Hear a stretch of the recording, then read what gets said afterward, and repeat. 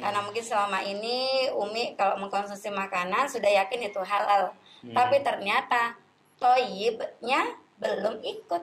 Kalau berbelanja masih mencari yang halal. Sementara di dalam Al-Quran kita diperintahkan halal toyiban. Bismillahirrahmanirrahim. Assalamualaikum warahmatullahi wabarakatuh. Sahabat AMDK Al-Jambi dimanapun antum berada. Hari ini PT Tim AMDK Al-Jambi ada di Batam loh. Di mana? Ternyata di rumah besan. Masya Allah. Di sini ternyata banyak cerita. Ini harus dibagikan ke antum semua. Tapi saya bukan yang ngomong loh, karena ini beda. Yang akan bicara, yang akan mengkolek data-data terbaik, sehingga hijrahnya, kalau Ana Abu Muhammad Duyono Kusen Al-Jambi, hijrah lewat transaksi riba. Nah, bagaimana kisah selanjutnya? Kita tunggu setelah yang satu ini. Assalamualaikum warahmatullahi wabarakatuh. Kita berani masih tetap punya rekening di tempat riba. Wa iyyazubillah. Rezeki kita sudah dijamin iwafillah. Rezeki kita tidak pernah tertukar. Maka segera tutup rekening kita yang ada di tempat riba. Karena satu detik ke depan kita tidak ada yang tahu. Apakah kita masih hidup? Apakah kita masih bernyawa? Apakah kita masih sempat untuk bertobat kepada Allah? Ikhwafillah, jangan uang yang sedikit menjadi penyesalan tiada akhir.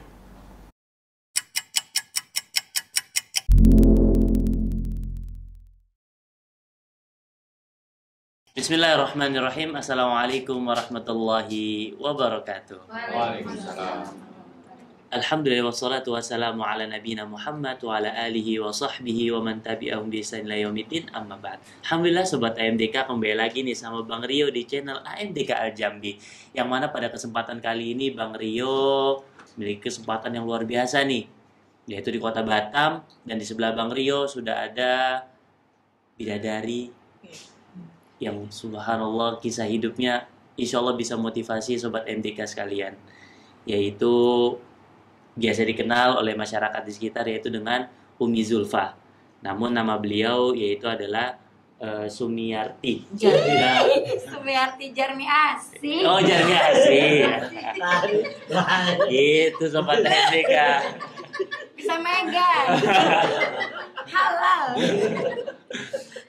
Sobat AMDK, perlu sobat AMDK ketahui, jadi sebelah Rio ini Umi Zulfa itu adalah mertua Rio, yang mana Rio saat ini lagi ada di kota Batam.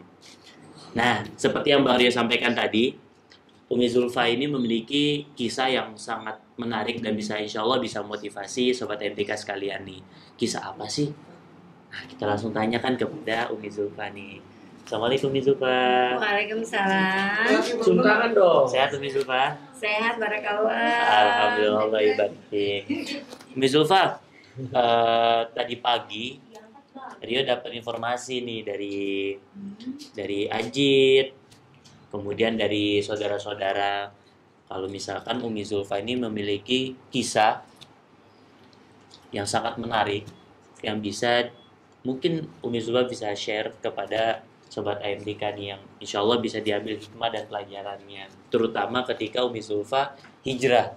Tapi Bang Rio belum tahu nih, hijrah ini maksud ini hijrah kemana, atau berpindah dari mana, atau perubahan yang seperti apa, itu Bang Rio benar-benar belum tahu. Jadi Bang Rio juga ingin dengar langsung cerita dari Umi Zulfa. Jadi sobat MDK ataupun Bang Rio ini perdana untuk mendengarkan dengan seksama bagaimana cerita Umi Zulfa ketika hijrah. Nah, mungkin Umi Zulfa bisa cerita. Assalamualaikum warahmatullahi wabarakatuh. Waalaikumsalam warahmatullahi wabarakatuh. Alhamdulillah, sahabat MDK yang dirahmati Allah di seluruh Indonesia dan di seluruh dunia. Alhamdulillah, kesempatan hari ini Masya Allah luar biasa.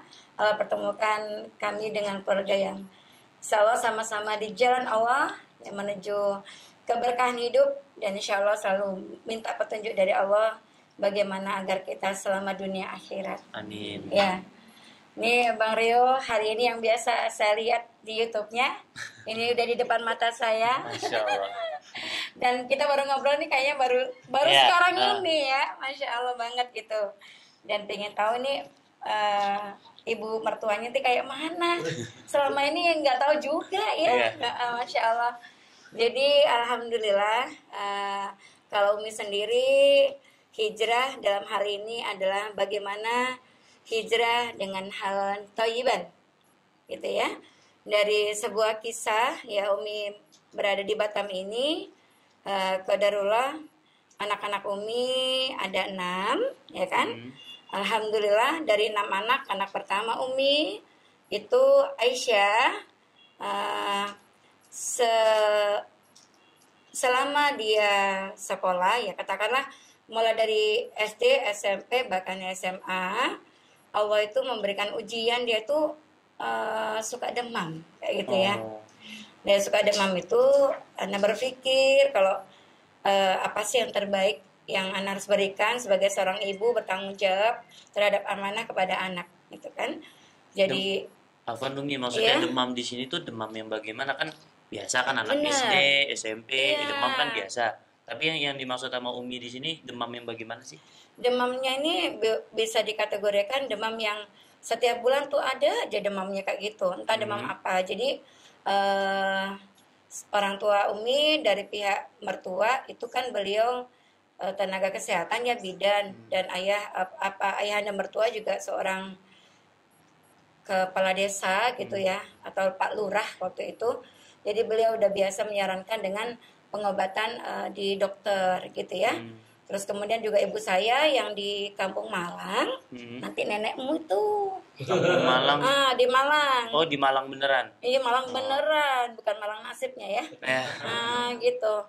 Jadi beliau juga seorang kader PKK, kader kesehatan, ya kan. Menyarankan Umi kalau misalnya anak sakit ya ke dokter, itu sih nggak salah ya. Umi terus lakukan hal seperti itu, dan alhamdulillah Allah uji anak Umi yang pertama Aisyah ini demamnya itu mungkin bisa dikatakan lain, nggak turun-turun kayak gitu ya. Jadi udah sampai ke bidan, kemudian beralih ke dokter, sampai dokternya itu jadi sahabat gue loh. Sahabat gue emang orang Jakarta kali. Jadi alhamdulillah setelah itu lama-kelamaan sakit Aisyah ini bertambah gitu ya. Dari yang biasanya cuma demam jadi sesak napas kayak gitu. Dari dokter yang biasa menjadi ke dokter yang lebih di atasnya lagi. tapi ini memang beneran sakit kan? Iya. Ya enggak, dari SD, SMP. Nah, ini mulai di tingkat SD ini Umi kan jadi ketua komite gitu kan di situ. Jadi saya bilang sama guru, Bu, kalau Aisyah misalnya sedang demam, itu biasanya dia tuh pingsan di sekolah kayak gitu. Pingsan. Jadi Oh, berarti demamnya demam tinggi. Iya, demam tinggi, terus kemudian nggak ada unsur apa. Pokoknya kalau dia itu di sekolah, saya bilang lagi demam, jangan olahraga, jangan kegiatan yang membahayakan, Yang misalnya berat gitu ya. terlalu berat. Termasuk upacara saja, itu gurunya nggak bolehin loh. Segitu amat ya. Nah, dia gerak aja pingsan, dan pingsannya tuh nggak ngeliat tempat gitu ya. Gitu aja pengen kena kepala ya kena kepala duluan, kena ke belakang duluan. Kalau pingsan nyari kasur ngantuk nah. Enak gitu ya, langsung tidur. Ini enggak gedeblok gitu ya. Alhamdulillah selama ini ya masih tertolong dengan adanya kawan-kawannya gitu ya. Alhamdulillah. Jadi sampai dia di SMP, ini dari SD mulai ke SMP ya. Karena SMP-nya masih di situ juga di sekolah yang sama. Nah, ini mulai ke sampai sesak napas kayak gitu. Dan alhamdulillah Umi juga masih ke dokter yang terbaik yang ada di kota Batam ini, ke rumah sakit yang terbaik kemana aja, pokoknya anak Umi sembuh. Pikiran Umi seperti itu. Dari situ saya pikir kok ini setiap berobat tapi kok berujung kepada penyakit-penyakit yang lain. Ya Bertambah. Kan? Bertambah sakitnya itu, dari mulai demam kok sesak napas, kemudian beralih lagi kepada sinusitis. Dan sampai sempat mau dioperasi.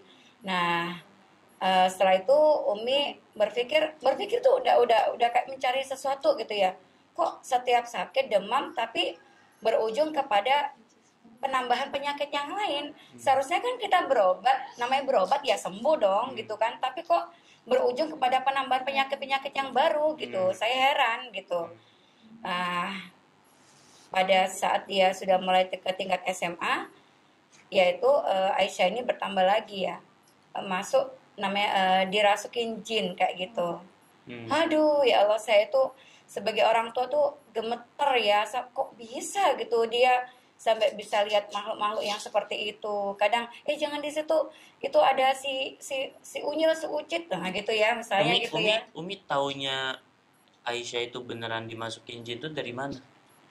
Dari ini memang dia langsung berontak Cerita. gitu, bukan di depan mata kami. Kalau sudah ada kerasukan jin seperti itu, gurunya nelpon Umi. Satu-satunya nelpon Umi gitu kan. Aisyah ini Mi gitu kan. Jadi pada diruqyah sampai 7 ustadz kayak gitu. Bukan karena sakit demamnya tadi berhalusinasi atau karena stres? Enggak, udah beda lagi ini. Beda lagi, makanya tadi saya bilang kok penambahan penyakitnya ini bertambah gitu ya. Jadi Uminya datang ke sekolah dan saya melihat suatu kejadian yang langka gitu, masih anak-anak kok kayak gini gitu kan. Ya Allah, gimana nantinya anak saya gitu. Terus akhirnya Umi merasa ini harus gimana, nangis lah Umi. Apa yang terbaik insya Allah udah Umi lakukan. Ya sudah. Terus akhirnya saat dia di SMA itu sampai dia tuh nggak bisa bangun ya, alias tulangnya tuh udah mengalami kelumpuhan gitu ya, badannya, tulangnya, badannya, pokoknya semuanya nggak bisa digerakkan. Itu kurun waktu mungkin sampai sepekan waktu itu ya. Saya nangis gimana ya, ya Allah anak saya kok jadi kayak gini gitu, bukan tambah sembuh gitu, tambah sakit gitu. Akhirnya Allah pertemukan ya, mungkin wasilah doa gitu kan, ya Allah tunjukilah hambamu ini jalan keluar gitu kan, bagaimana solusi untuk hamba. Saya sudah memberikan yang terbaik untuk Ananda, tolong ya Allah berikanlah petunjuk. Saya dalam setiap sholat selalu minta ihdinas siratal mustaqim, tolonglah jawab, berikan petunjukmu gitu ya. Bertemulah dengan seorang gurunya yang waktu itu memberikan Umi resep ya kan. Dari salah satu herbalnya diberikan kepada Umi. Alhamdulillah Umi berikan ke Aisyah. Tapi apa yang terjadi? Sakitnya lebih 3 kali daripada sakit yang sebelumnya yang ia rasakan. Itu dikasih resep apa? Nah, namanya waktu itu N-Green karena dia sesak nafas. N-Green itu apa? N-Green itu adalah herbal yang isinya itu kandungannya ada klorofil, yaitu spirulina, andrographis ya kan, pegagan, daun sirsak, sambiloto. Itu memang untuk yang punya sesak nafas. Iya benar gitu. Nah, qadarullah sakitnya itu pokoknya melebihi daripada sakit yang sebelumnya. Ini sudah ke rumah sakit, tambahan sakit, ini ke herbal, lebih parah lagi. Ya enggak, stres nggak jadi orang tua kayak gitu ngelihatnya. Apakah anak ini mau diambil sama Allah? Tapi saya berpikir enggak, belum ya Allah minta tolong ya Allah, tolong berikan hamba ini jawaban. Gitu kan. Petunjuknya itu lewat situ. Kok bisa dikasih resep sih kayak gitu? Emang ada sekolahnya? Nah kan, emang ada sekolahnya? Ada Mi, saya harus belajar. Nah gitu, saya harus belajar, saya nggak mau katanya kayak gini. Ada nggak dasarnya seperti ini? Acuannya, terus saya harus bagaimana? Oh ada Mi, nah, kata teman saya tuh kayak gitu ya. Ada Mi, dan akhirnya Umi ikut kelasnya, yaitu sekolah kedokteran Islam yang disebut dengan Kuliah Tibun Nabawi. Nah di situ Umi mulai belajar dari bab 1 sampai ke bab yang lain. Dari bab 1 itu sekolah Tibun Nabawi itu, ya Allah, apa yang ditunjukkan di situ?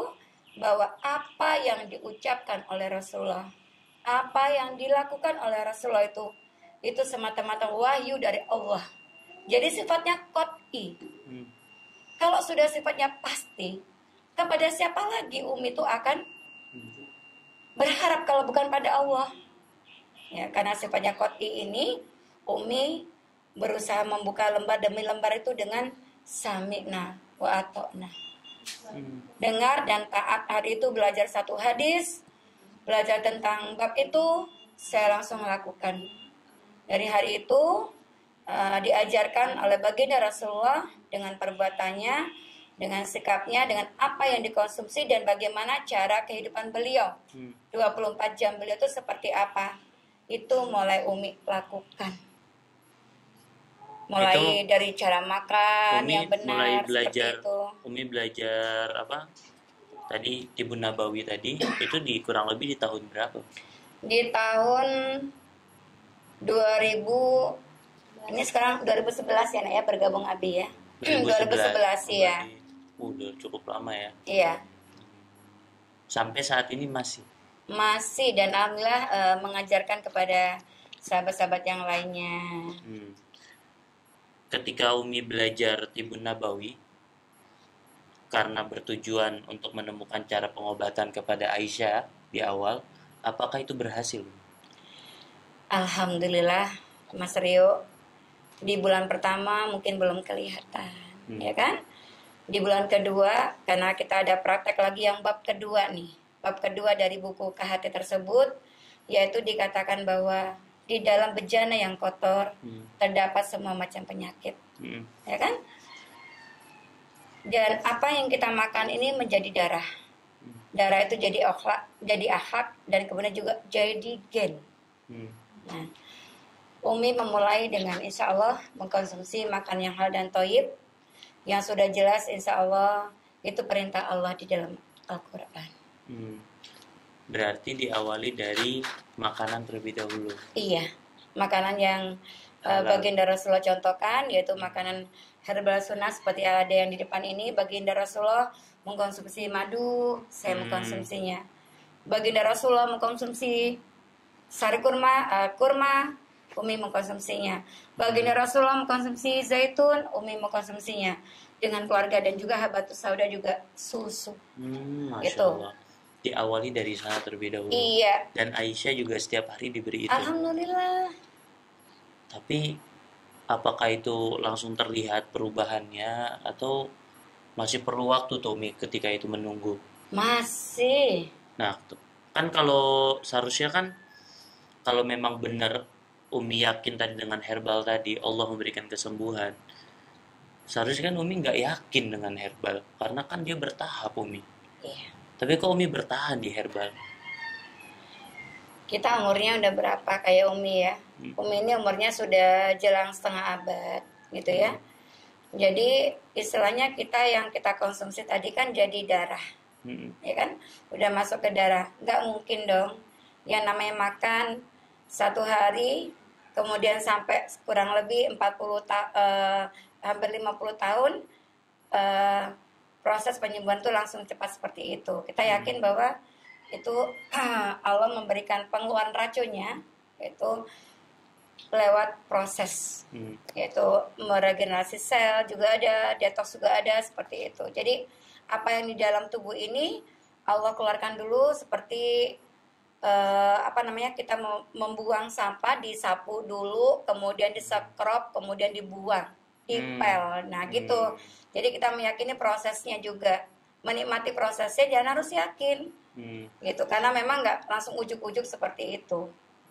Yang itu yang baru Umi lakukan, dan alhamdulillah 3 bulan kemudian Umi melakukan suatu keajaiban dari Allah bahwa anak Umi Aisyah ini semakin lama semakin membaik, sudah alhamdulillah pun seperti nggak ada apa-apa gitu. Demamnya sudah mulai hilang. Dan bisa dikatakan nggak ada lagi. Oh, nggak ada lagi. Nggak ada lagi kayak gitu. Sesak nafasnya juga? Enggak juga. Untuk kerasukan jinnya tadi? Nah itu dia. Masih ada? Nggak ada. Oh, nggak ada. Kirain masih ada sobat MDK. Kirain nah itu dia. nggak ada lagi. Alhamdulillah, itulah yang syukuri bahwa selama ini ternyata ya kita nggak mengetahui ya. Ternyata kita itu membuat rumah untuk jin di dalam diri kita, yaitu di dalam darah yang kotor, tempat persembunyian jin.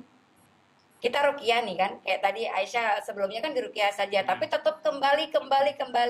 Ternyata di dalam tubuh kita ini sudah kita bangunkan istana jin, ya kan? Ruqyah balik lagi, ya rumahnya nggak ditinggalin, masih ada rumah di tempat dia, itu rumah aku kok, gitu kan? Dari makanan yang jelek tadi, Iya, atau dari harta yang masuk ke dalam tubuh. dari harta dan juga dari makanan. Karena mungkin selama ini Umi kalau mengkonsumsi makanan sudah yakin itu halal, tapi ternyata toyibnya belum ikut. Kalau berbelanja masih mencari yang halal. Sementara di dalam Al-Quran kita Halalan diperintahkan thayyiban. halal toyiban. Nah, itu Bukan yang halalnya doang. iya, di situ Masya Allah ya. Alhamdulillah Umi memulainya, kemudian Umi diberikan sama Allah itu terus diperlihatkan kemajuan demi kemajuan. Nah ternyata rumahnya jin tadi itu dikosongkan lewat ini, pindah dulu ya kayak disekrop keluar sampah-sampahnya. Dibersihinnya pakai ini, honey body soap. Bukan honey body soap lah ya, bukan dengan sabun, membersihkannya di dalam tubuhnya. Oh, dalam tubuhnya. Iya. Kirain di tubuhnya sobat MDK. Afwan, salah nangkap. Aduh, ya Allah ini gemeter, mau mandi terus. Jadi dia ingatnya sabun, sahabat, ya Allah. Kesian. Berarti tadi ini sobat MDK, seperti yang disampaikan oleh Umi tadi. Jadi Aisyah ini kan di ujungnya tadi salah satu kendalanya yaitu dimasuki jin. Jadi Umi menyampaikan mau bagaimanapun di ruqyah, jinnya kembali lagi. Karena tadi disampaikan dalam buku atau dalam gurunya Umi tadi, apabila bejananya masih kotor, yaitu dalam diri kita, itu jinnya kembali lagi. Karena kayak seolah-olah dia tuh masih dipersilahkan untuk kembali lagi. Nah, kuncinya ada dua tadi sobat MDK, yaitu dari rezeki dan dari makanan. Dan ini juga dicontohkan oleh para ulama kita terdahulu, bagaimana anak-anak mereka bisa berhasil, yaitu dilihat dari rezeki dan dari makanan yang masuk ke dalam tubuh.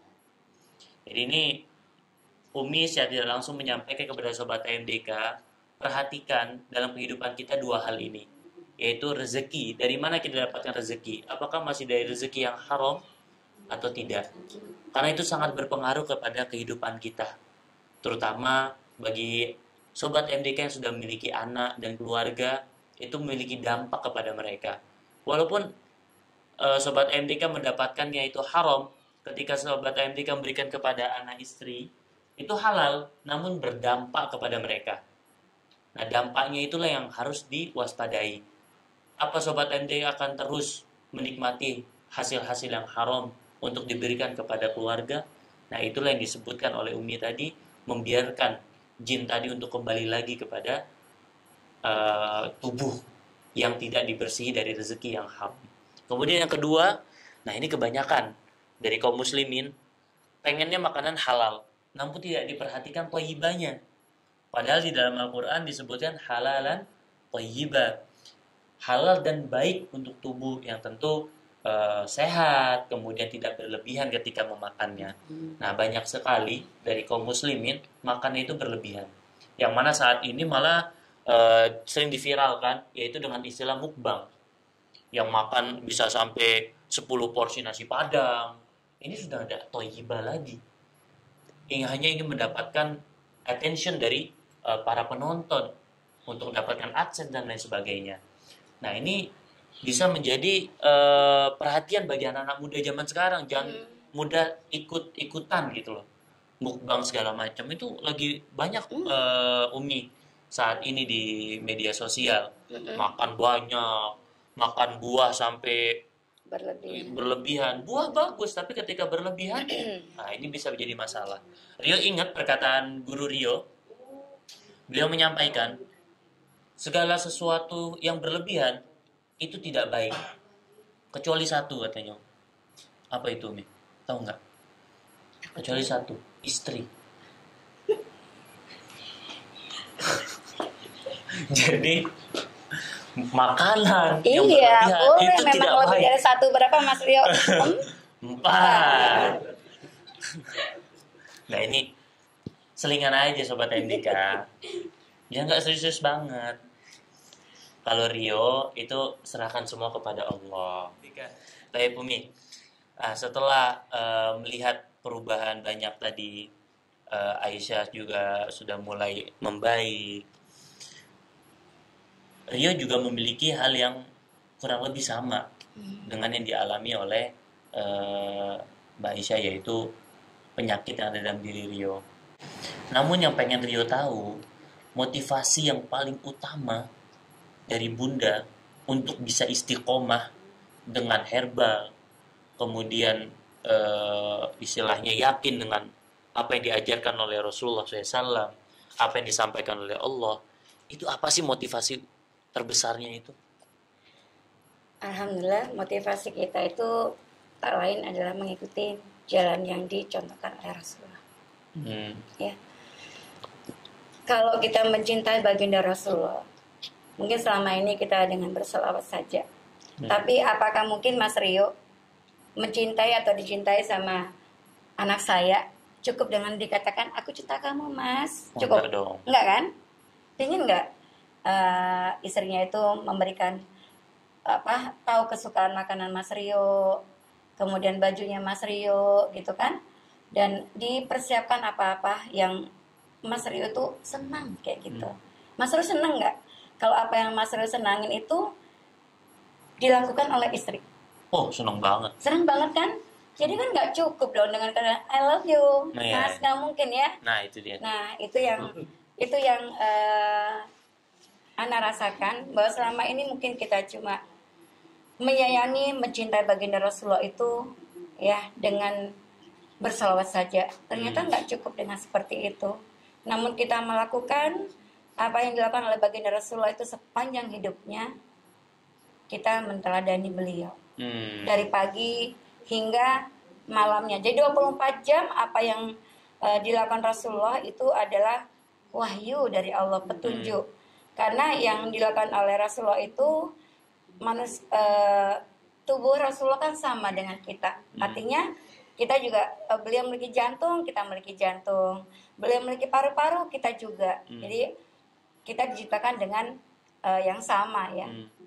Dari bahan yang sama. Apa bahannya Mas Rio? Bahannya dasarnya manusia apa Mas Rio? Ya kan? Sama dengan Rasulullah. Jadi apa yang dikonsumsi, apa yang dilakukan Rasulullah itu adalah merupakan petunjuk untuk kita bagaimana cara merawat ruh dan jasad kita. Ruh dan jasad kita, sehingga insya Allah itu akan memberikan kepada kita badan yang sehat. Nah, seperti itu. Badan yang sehat yang tujuannya untuk ibadah. Kan nikmat ya kalau kita ibadah dalam keadaan sehat.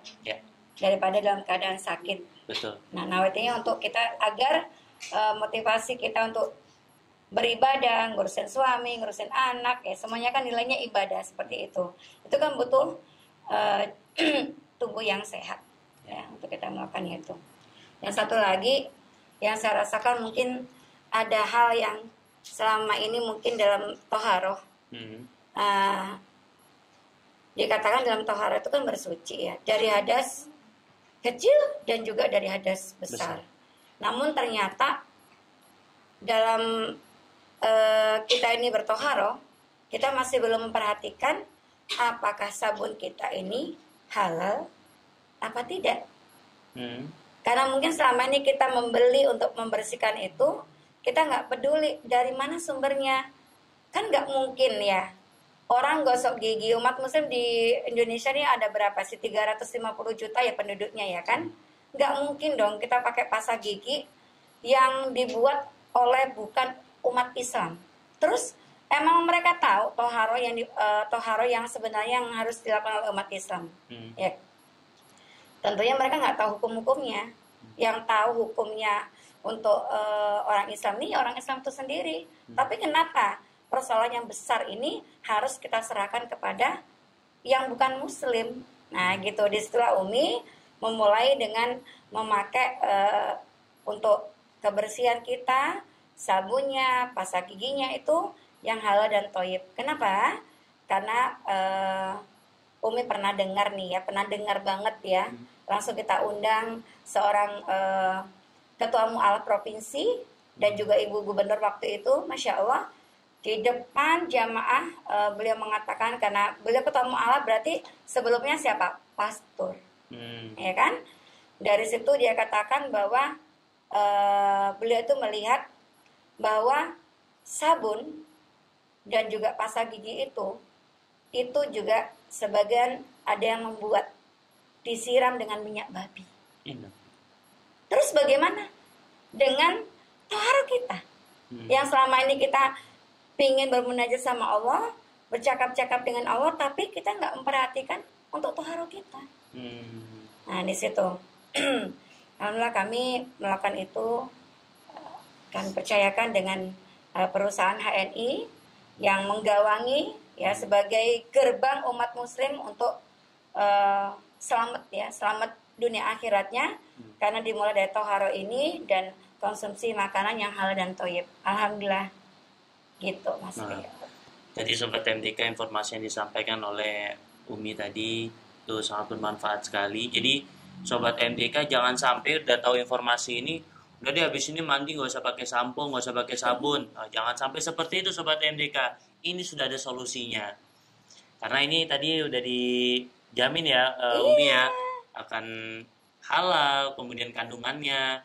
Nah, jadi mandi tetap pakai sabun, tetap pakai sampo karena sudah ada nih yang halalnya nih. Ada produknya. Dan juga sikat gigi, ada pasta giginya nih, pasta gigi herbal, siwak, sirih, mint. Nah, nih. Nanti kalau ingin bisa hubungin tim AMDK Al Jambi atau nanti akan ditulisnya sama editor di deskripsi. Nah, ini sampo-nya nih Sobat MDK. Hayya, ayo. Nah, diajak tuh, ayo pakai sampo. Gitu maksudnya Sobat MDK. Jadi mandi itu salah satu cara kita untuk menyenangi bagi istri, menyenangi suami, suami menyenangi istri, tentu dengan mandi yang bersih. Dan untuk kebersihan tubuh seorang muslim juga. Karena ketika kita di dekat muslim yang lain, ketika mencium bau kita, itu bisa memberikan kebaikan kepada mereka. Dan kalau kita ternyata bau di sebelah kaum muslimin yang lain dan merasa terganggu, itu namanya zalim. Bisa jadi itu penyebab kita nanti ditahan sama Allah untuk masuk ke dalam surganya loh. Nah, ini salah satu hal yang harus diperhatikan. Itulah kenapa Rasulullah SAW sangat melarang bagi seorang muslim yang ingin datang ke masjid, dilarang untuk datang ke masjid atau hukumnya makruh yang bau mulut.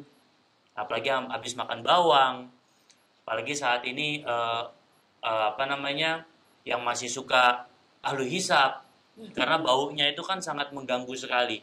Nah, itu hukumnya makruh untuk masuk dalam masjid karena mengganggu. Apalagi yang tidak sikat gigi berhari-hari. Mantap.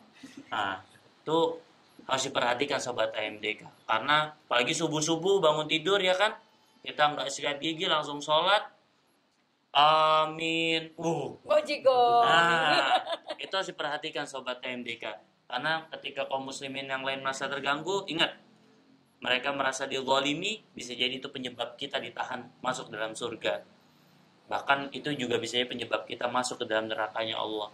Karena zalim ini sangat-sangat harus dihindari.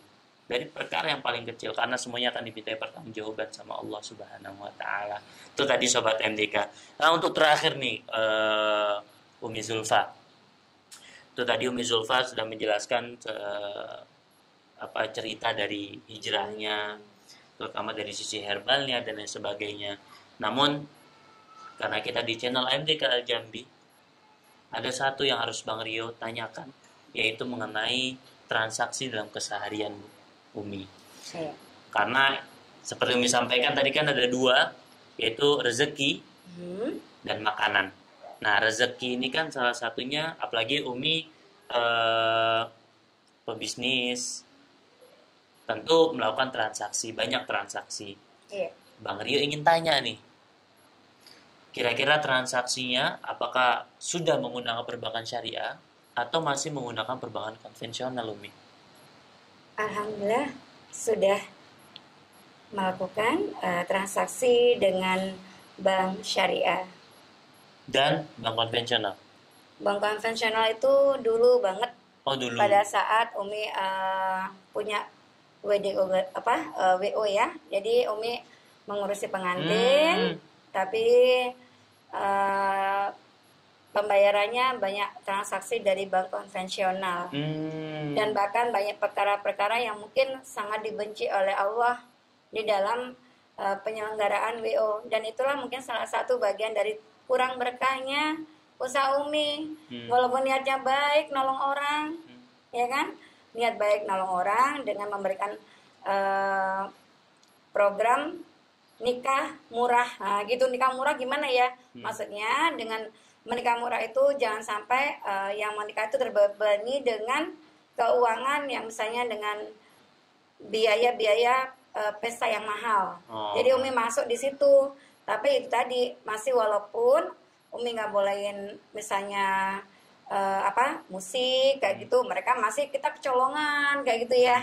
Kecolongan, mereka pakai organ tunggal kayak gitu. Terus kemudian Umi melarang misalnya kita kalau udah waktunya sholat, kita sholat. Tetapi masih juga ngadat, kadang sesi fotonya melewati batas waktu sholat. Nah disitulah mungkin terjadinya banyak masalah-masalah di dalam rumah Umi, termasuk itu tadi anak-anak yang mungkin dikasih aja ujian Uminya.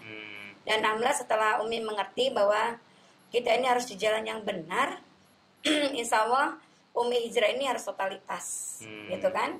Di HNI Umi harus totalitas, dan kemudian sudah 15 tahun wedding ini saya lakukan, dan waktu itu saya dapatnya juga nggak dikit gitu ya, lumayan gitu ya.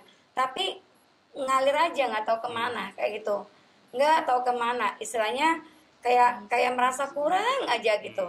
Nah ternyata dengan di HNI ini, masya Allah, keberkahan itu lebih terasa. Ada. Berarti saat ini sudah tidak pakai perbankan konvensional lagi? Atau masih ada? Kalau konvensional, qadarullah masih ada. Masih ada, yaitu dari beberapa mitra yang mungkin karena selama ini saya juga belum tahu ilmunya.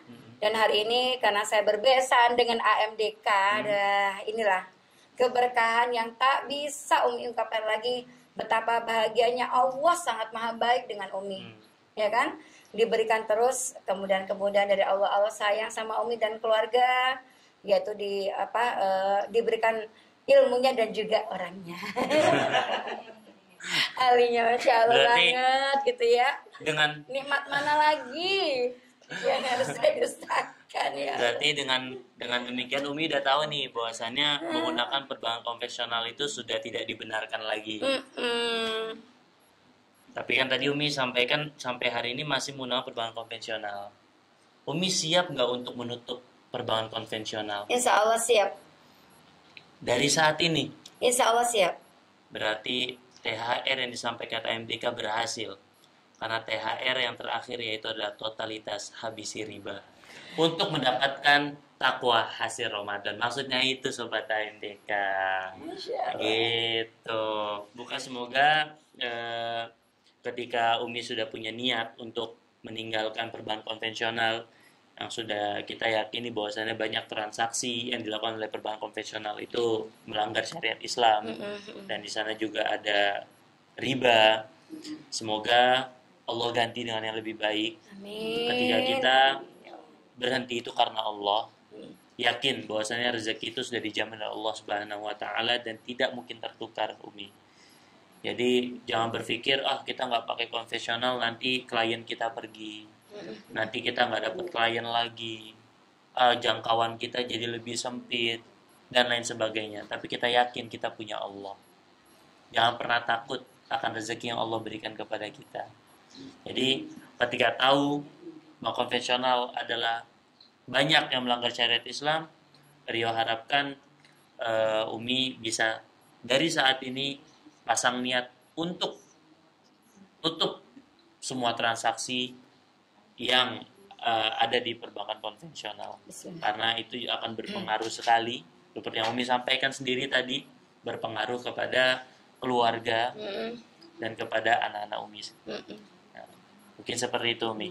Ini ada informasi Umi, ketika Bang Rio melihat Umi punya bisnis herbal ya saat Iya.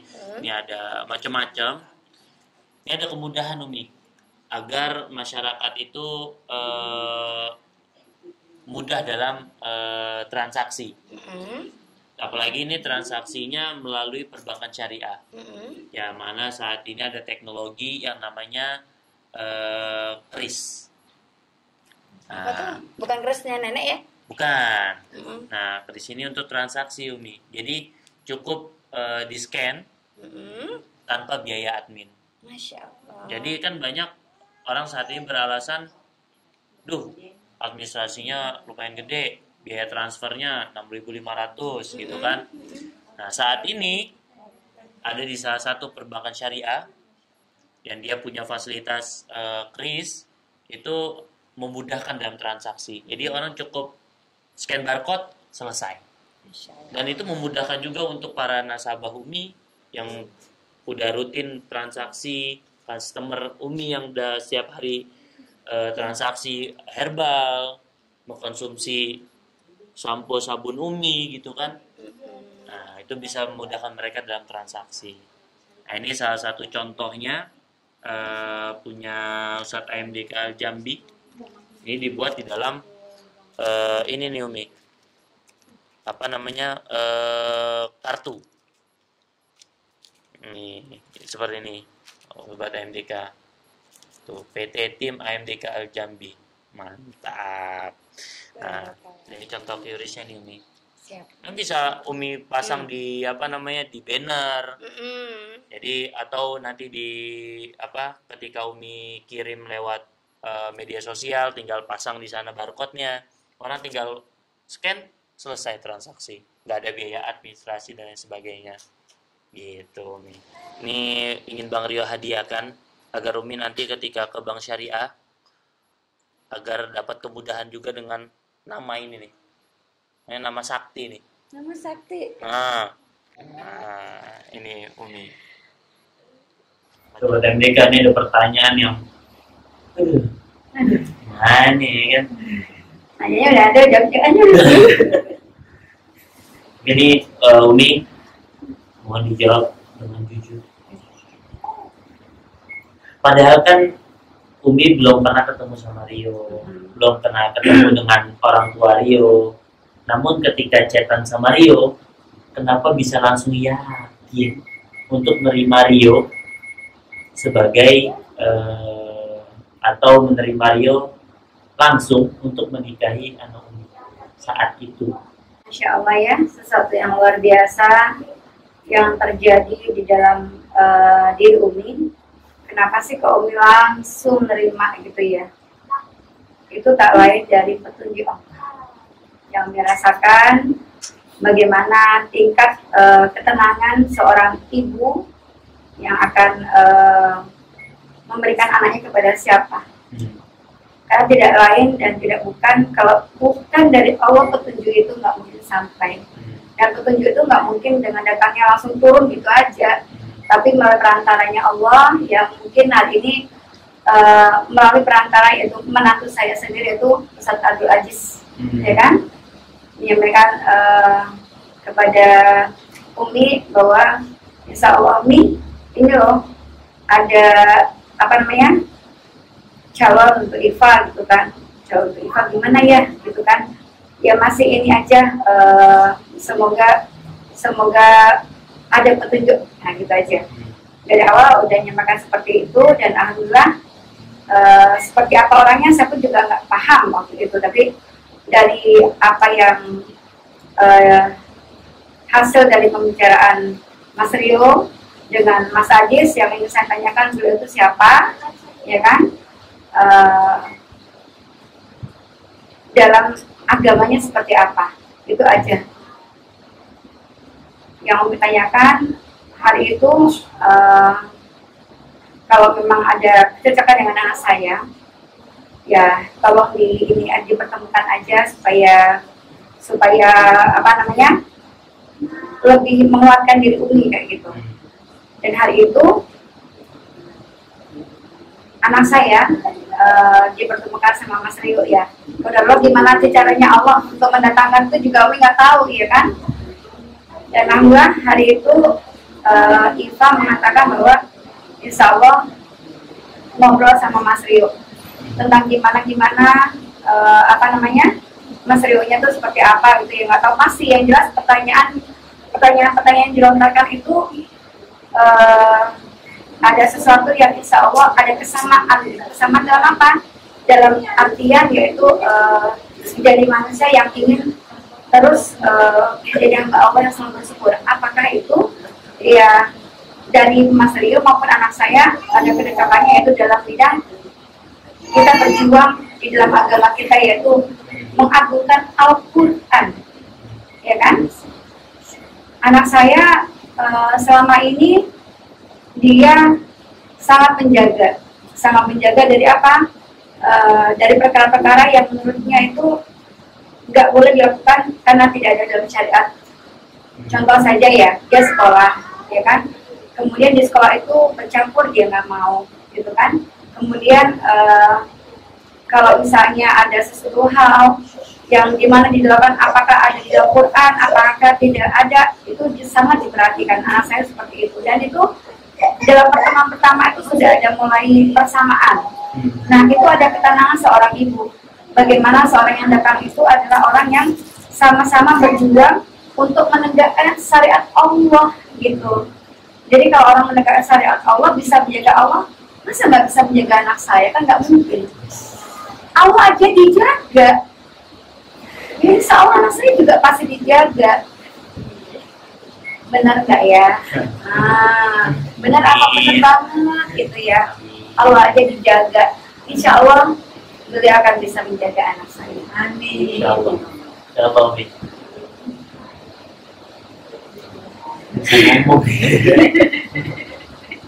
Nah kalau Rio selalu ingat dengan Rasulullah SAW. Ihfadillah yahfadka. Jagalah Allah maka Allah akan menjaga. Ihfadillah tajiduhu tujahaka. Jagalah Allah ketika engkau menginginkan sesuatu maka Allah akan hadir di hadapanmu. Jadi itu yang selalu Rio ingat ketika melakukan sesuatu ataupun ingin melakukan sesuatu, mengambil keputusan dan lain sebagainya. Karena ketika Rio menjaga Allah, pasti Allah itu menjaga Rio dan itu selalu yakin. Bahkan itu suka bertolak belakang dengan pendapat dari guru Rio sendiri, pendapat dari orang-orang yang ada di sekitar Rio. Karena dia benar-benar yakin dengan apa yang disampaikan Rasulullah SAW. Karena ketika kita menjaga Allah, pasti Allah menjaga kita. Gitu kan?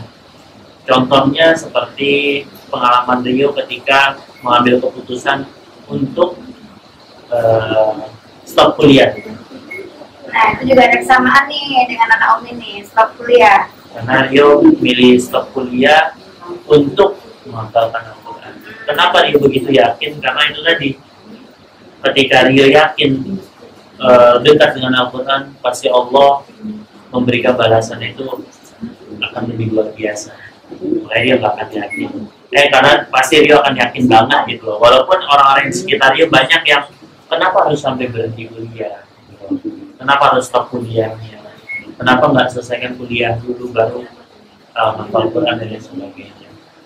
Nah itu salah satu ucapan Rasul yang Rio amalkan. Karena Rio yakin kalau kita jaga Allah pasti Allah jaga kita. Dan semoga doa yang Umi sampaikan ke Rio insya Allah bisa menjaga Allah, apalagi jaga anak Umi. Karena orangnya ada di sebelah. Mungkin gitu Umi, makasih banyak. Semoga dia bisa amanah dalam menjaga anak Umi. Dan semoga Rio juga bisa menjalani kehidupan atau bahtera keluarga ini sama-sama untuk tujuannya adalah akhirat ini, agar kita semua bisa berkumpul kembali nanti di surganya Allah Subhanahu wa Ta'ala. Mungkin gitu. Ya, mungkin seperti itu Sobat MDK Jambi. Terima kasih Umi udah meluangkan waktunya dan sudah bercerita pengalaman Umi, keluarga Umi. Semoga bisa bermanfaat kepada kita semua. Kita bisa mengambil hikmahnya dan bisa menjadikan dalam diri kita motivasi dalam menjalankan kehidupan kita sehari-hari. Makasih banyak Umi, jazakillah khair. Semoga selalu diberkahi oleh Allah Subhanahu wa taala dan semoga niat Umi untuk meninggalkan tadi perbankan konvensional bisa segera dimudahkan oleh Allah Subhanahu wa taala dan dihilangkan keraguannya. Baik sobat MTK, terima kasih udah menyaksikan episode kali ini. Bang Rio banyak-banyak terima kasih banget kepada sobat MTK atas segala doa-doanya sampai hingga hari ini. Bang Rio masih tetap hadir di channel AMDK Al Jambi dan masih bisa terus memberikan informasi-informasi yang insya Allah bermanfaat kepada Sobat MTK Al Jambi. Mungkin sekian dari Bang Rio dan Umi. Kita tutup dengan doa kafatul majlis. Subhanakallahumma bihamdik asyhadu an la ilaha illa anta astaghfiruka wa atubu ilaik. Jangan lupa untuk like, komen, dan subscribe channel AMDK Al Jambi. Assalamualaikum warahmatullahi wabarakatuh. Waalaikumsalam.